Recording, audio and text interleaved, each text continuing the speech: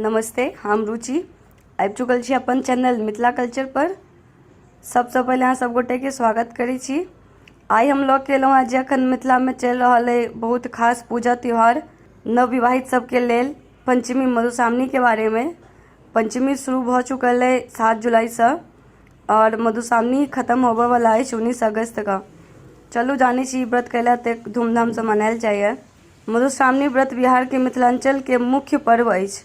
मधुश्रावणी के व्रत नवविवाहित औरत अपन पति के लंबा उम्र के लेल करै छथिन, बहुत ही श्रद्धापूर्वक से। एहि व्रत में विशेष पूजा गौरी शंकर जी के होइ छनि। सावन के महीना अबिते देरी मधुश्रावणी के गीत गूंजे लागे छै सब जगह। मधुश्रावणी के तैयारी में सब महिला, नया शादीशुदा महिला जुड़ जाय छथिन। ई त्योहार महिला के लेल बहुत धूमधाम और खास मानल गेल अछि। एहि व्रत में महिला सब दुल्हन के रूप में सज धज कऽ पूजा करै छथिन, फूल लोढ़ऽ जाय छथिन। शादी के पहले साल में सावन के महीना में ई पूजा कैल जाइए। मधुश्रावणी जीवन में सिर्फ एक बार शादी के पहले सावन में कैल जाइए। ई व्रत नवविवाहित महिलाएं करै छथिन। नवविवाहित औरत नमक के बिना 14 दिन भोजन ग्रहण करै छथिन। ई व्रत में अनाज मीठा भोजन खाय के परंपरा अछि। व्रत के पहले दिन फल खायल जाइए, अनूना जकरा कहै छै।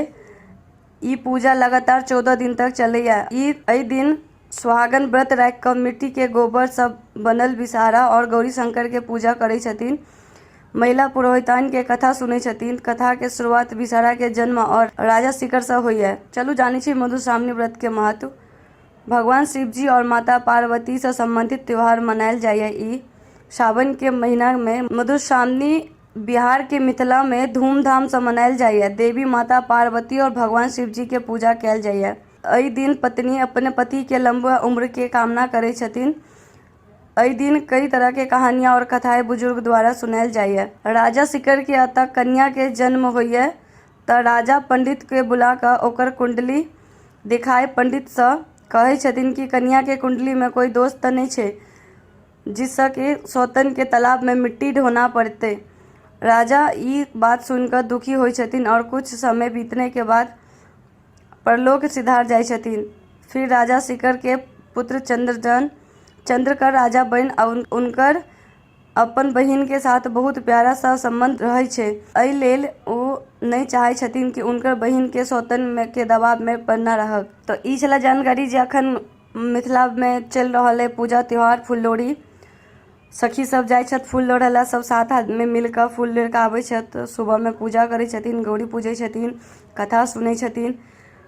बिना बहुत किछु खेनाइ पिनाइ त्याग कऽ खाइ रहै छथिन 15 दिन तक। लहसुन प्याज नहीं खाइ छथिन। बहुत सारा एहन खाय के नियम छै जे वएह खाय के रहै छै 14 दिन तक। तो बहुत कठिन ई व्रत होइ छै और बहुत कठिन ई पूजा होइ छै महिला के लेल। शादी के पहिल सावन में ई